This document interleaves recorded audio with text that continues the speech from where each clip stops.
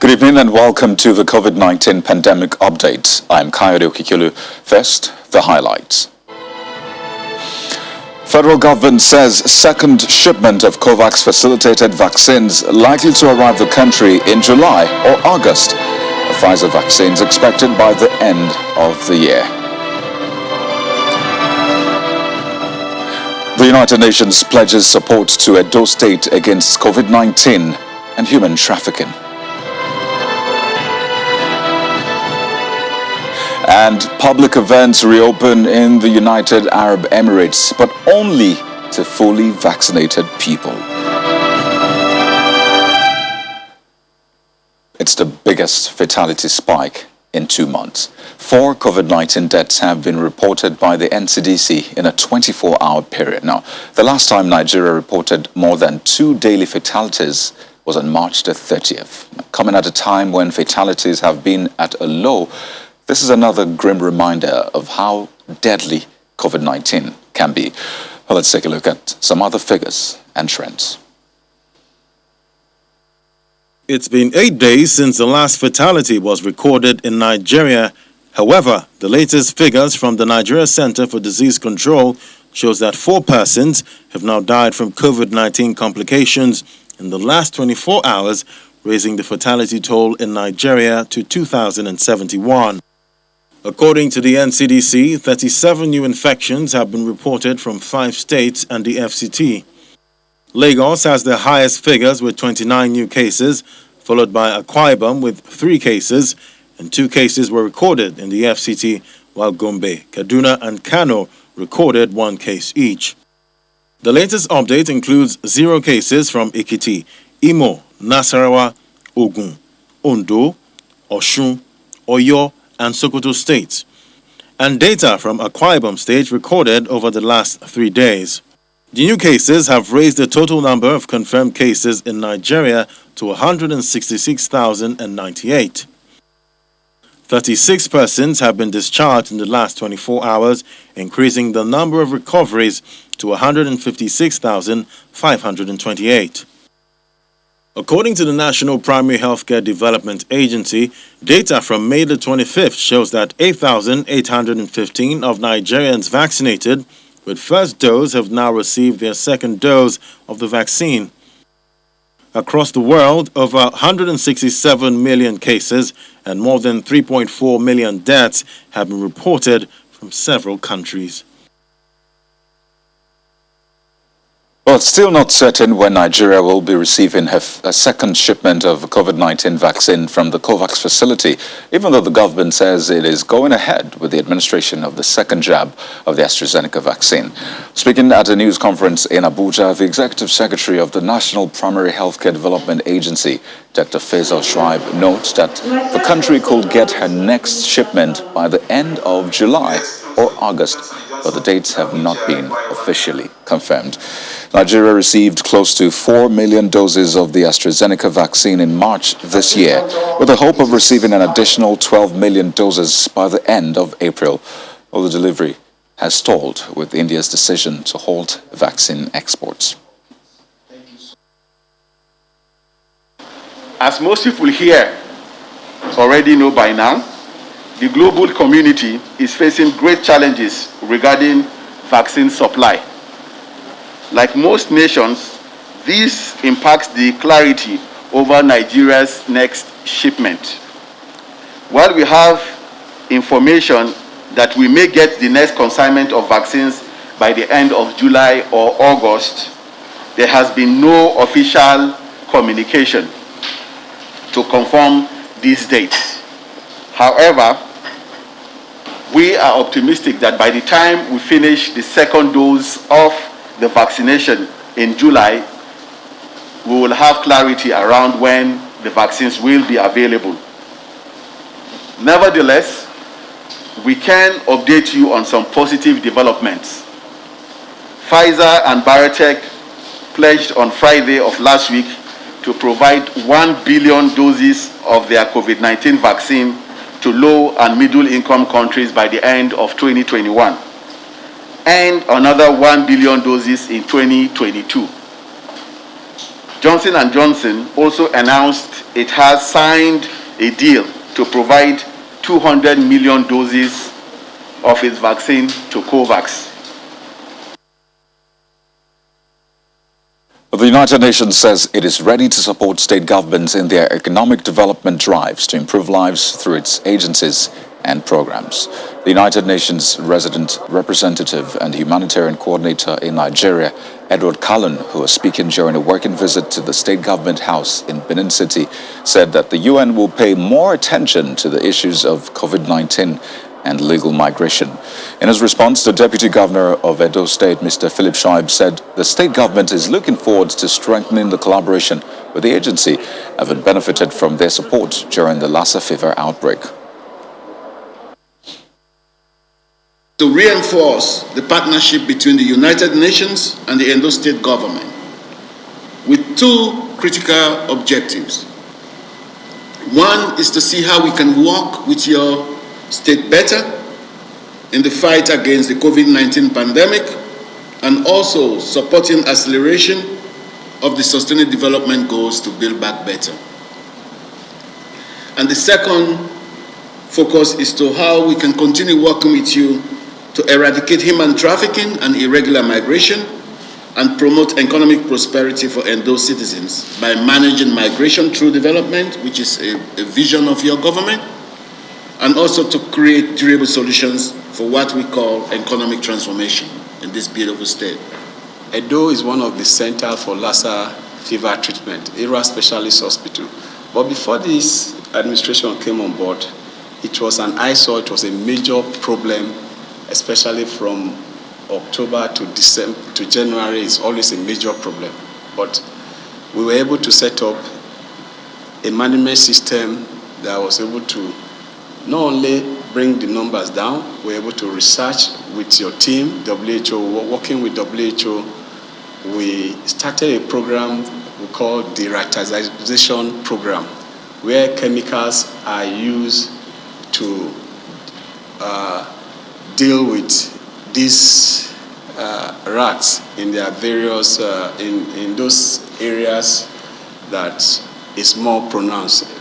That program actually helped us to deal and got us prepared for COVID-19 because the training that we gave to our health workers in conjunction with your team was similar to the type of training we received during the COVID-19. So while we can point to the date Nigeria recorded its index case, it is quite difficult to say when we will see the last. Vaccines are here now, and scientists believe that this might speed up the fight against the virus. But that same speed is not exactly the case when it comes to Nigeria's rollout of the vaccine. So let's analyze how this is going in Nigeria and how it affects our chances at winning this battle. Dr. Ajoke Adewale is a public health physician. She joins us on the program this evening. Thank you, Dr. Adewale, for your time. About 2 million people have been vaccinated already. In fact, to be precise, 1.93 million Nigerians. It's not as fast as we expected it to be, especially with a target of 70% by 2021-2022. So seeing we've done just close to 1%, what does this translate to in the whole scheme of fighting COVID-19 through vaccination?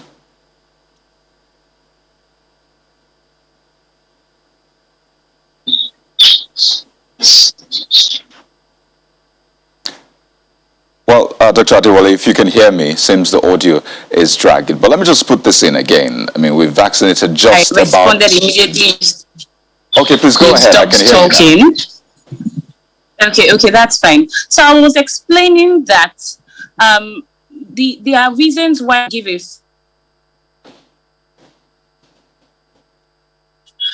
for vaccine.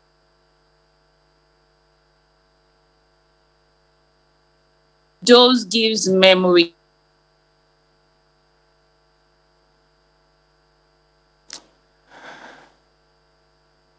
And so it's supposed to give a short-term memory. Oh dear. Dr.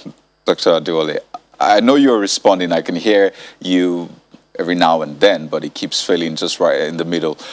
So we'll try to work on this. It looks like the connection is trying to play a fast one on us. So we'll try to reconnect with you in a moment, Dr. Adewale. But let's head outside the country, where the UAE government has announced that public events will only open to COVID vaccinated persons. Now, this new directive, which goes into effect from June the 6th, is yet another step which the country is taking in its ambition to curb the pandemic. Meanwhile, in the tourist city of Dubai, restrictions on live entertainment and weddings are lifted temporarily, drawing reactions from industry practitioners, some of whom have not worked since January.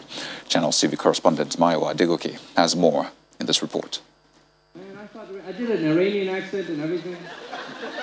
COVID-19 restrictions on live entertainment and events, including weddings, have been lifted in Dubai. Although this is only for a trial period of 1 month, it is good news for residents and entertainers alike. As a comedian, to know, or as an artist, to know that there is a world where we can still do this and not risk each other, then you're like, hey, let's do more of this. She's like, yeah, he said we're fake. However, local authorities say permission will only be granted to events where all attendees have been vaccinated, marking a significant step in the city's ambition to get all residents vaccinated.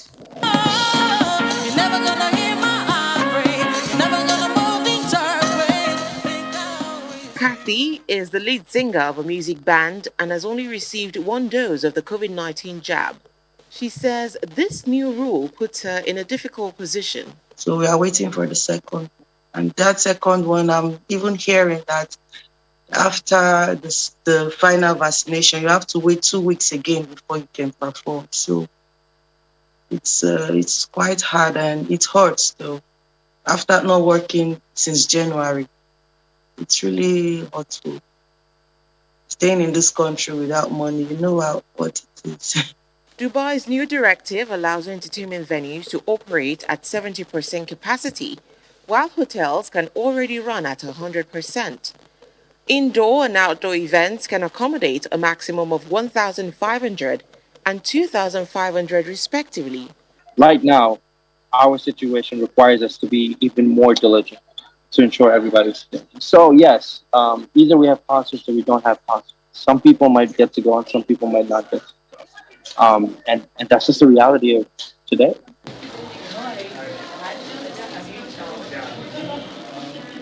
And while individuals like Kathy will have to adjust to some short-term disruption, it may be for the greater good. Once fully vaccinated, she will stand a significantly smaller chance at catching or spreading COVID-19, something local authorities believe will help make Dubai safer as it races against the clock to vaccinate the rest of its population.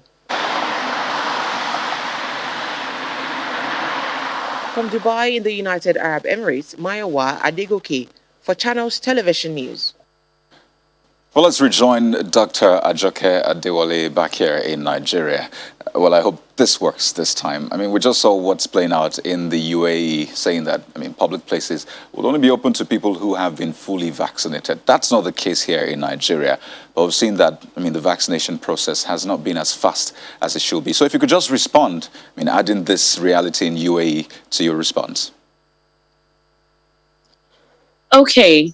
So I'd like to say that having there are doses of vaccines for a reason. The first dose is usually to create a kind of memory, a short-term memory where the vaccine is telling the body, oh, please be prepared against this kind of disease. And the memory is usually short-term in the sense that that's why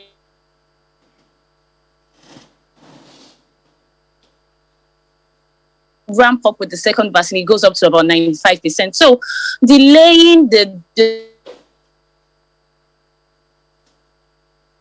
can cause issues.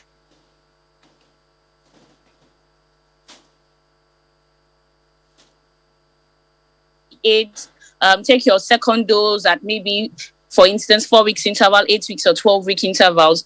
These are not exact intervals. those in charge of vaccines can now say, oh, it is possible to extrapolate these intervals by 1 or 2 weeks. Now, if you now go beyond the intervals that have been extrapolated, what you are doing is you are declining the memory. You're taking away from the body the memory that the vaccines have created. And just like when you use antibiotics and you do not finish your course of antibiotics, the danger inherent in that is the fact that you will have more resistant organisms. You now have super disease, in the case of the bacteria, the example of the bacterial organism, you have an organism that now comes and now fights the initial drug that you've given it. So the danger is the fact that you could have resistant strains that would no longer, that would have mastered the first vaccine introduced. This is the most important reason of all the reasons why you want to make sure that you're giving vaccines at the stipulated time, so that you do not encourage vaccine resistant strains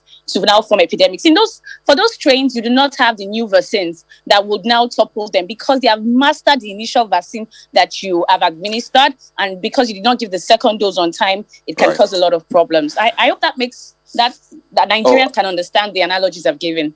Well, Dr. Adewale, for what it's worth, we still got some value from the little time we got to spend with you on the program. But I'd like to thank you so much for shedding light into what can happen if there is a delay in taking the second dose of the vaccine. Dr. Ajoke Adewale is a public health physician, joined us on the program this evening. Thank you for having me. Great to have you. Let's go on a break now, and when we return, we'll tell you about a study which was recently conducted, and it shows what BCG vaccination can do to COVID-19. To join us again. You're welcome back. A study was recently released by a group of researchers in Greece that points to something quite interesting. Now, you remember the BCG vaccination which babies take within the first few days of birth? I mean, that same shot that is responsible for the scar on your arm. I think mine is right here. Well, this study involving 301 elderly participants argues that revaccination with BCG may present a viable preventive measure against COVID-19. Now, the findings, which were just released, took at least 6 months and is yet to be peer-reviewed. Now, does this finding explain the curious case of Nigeria? Big question. Peter Moise is a research fellow. He joins us on the program to give us some more insight. Peter, it's great to have you again. Now, I'm starting to lose count of the number of research that have been done around COVID-19, but I guess that's a good thing. Now, this latest one, I have read it, and I know you have too. How significant are the findings? Thank you for having me, Kayode, and good evening to your viewers. I think the particular study, the kind of cases we are seeing in Nigeria. Though that particular study kind of sets the criteria at the age of 50 and above, then also people with comorbidity. So what that implies is the number of participants they had in this particular study, which is 301, like you earlier mentioned, they had comorbidities, and it was within the age of 50 and above, so they are more vulnerable people. But the study actually argued that revaccination with this likely protect against COVID-19. Now, there is another study also in the Netherlands where they also did a similar study in older people. And that particular study as well, they were saying that the BCG, in this regard, it was not revaccination at all. It was the initial BCG you had from after birth. Now, that particular study says that these particular individuals had no protection against COVID-19. Now, if you try to integrate this into the kind of cases we have in Nigeria, we know that after birth, people do get the BCG. And from the World Health Organization and the UNICEF data, as far back 2008 to 2019, the percentage uptake of BCG in Nigeria lies somewhere around 65 to 67%. So it shows that Nigerians are actually taking this particular BCG vaccine effectively. Now, when you compare the duration of time, you know that our average median age in Nigeria is 18.1. Chunk number of our population falls within, I think, 15 to 45 years. That is where we have the bulk number of our population. So it shows that if you take a BCG today, or people that have taken it in the last, let's say, 10 years or 15 years ago, it's still very much active. And from the NHS data, we know that when it comes to the BCG, it is actually active for 15 years, active up to 80% against tuberculosis. Then it can also last for at least 60 years as well. Now, when you look at the data from the United Nations when it comes to the age demography in Nigeria, we know that the life expectancy of Nigerians lies around 55.8%. And also, when you look at the data from the Nigerian Bureau of Statistics as far back 2016, we also know that the people who are 60 and above in Nigeria are 9.6 million. So clearly, it shows that we do not really have an older population to begin with. So when you just oppose that particular age bracket with the study that was done in Greece, the one you cited initially, and the one that was conducted in the Netherlands, you could say, wait a minute, is it that there is more something at play here when it comes to the BCG uptake? Because our own BCG is still relatively new when it comes to the uptake in Nigeria. But, you know, looking at the one that was conducted in Netherlands much earlier, I mean, it had over 6,000 participants. And this one that was conducted in Greece is just about 301 participants. So if you were to maybe peer review this latest one from Greece, looking at the methodology, the population, the process, what would be your conclusion, especially if you were to just relate it to what's happening in Nigeria? So if I'm to look at the one from Greece, I would say though the number was low, 301, and not all the individuals go to the very end of that particular study. However, it's kind of promising because they kind of presented their data in the sense that they say that if you revaccinate people, and remember these individuals are vulnerable, and also they have a number of comorbidities as well, and they are 50 and above. So clearly, you know that such a particular age target or bracket is the right field day for COVID-19 disease to start with. So that is the first angle to that particular research. Now, is it promising when it comes to Nigeria? I would say yes, it's promising because first, like I said initially, our age demography is 18.1 to start with. Then also, we know that these particular studies that you had the vaccination of the BCG lasted for about 3 to 6 months, basically. So in Nigeria, for instance, we know that our own uptake, like I said initially, is 67%. So I would say that if we look into what is going on in Nigeria, what we could do in Nigeria is to design the studies carefully. The one from Greece actually was carefully designed. Number one, it was randomized. Number two, it was double-blinded. Number three, it was carefully selected based on PCR and antigen test as well before you are recruited into this particular study. So when you look at the science for the one in Greece, it was duly followed. So we could replicate the same thing in Nigeria to see if actually this may actually hold a ground for the kind of cases we are reporting in Nigeria. And don't forget also that we know that when it comes to COVID-19 vaccine, we know that the vaccine may likely last for about, let's say, 6 months. Now, do we have the required resources or the means to continue this cycle in future? That is the question here. And we should look into the way of research to answer the basic question of COVID-19 in Nigeria. Well, Peter, it's been interesting speaking with you on this particular one, especially when you know that the first time BCG was used was in 1921. Peter, wish you the very best. Thank you for having me.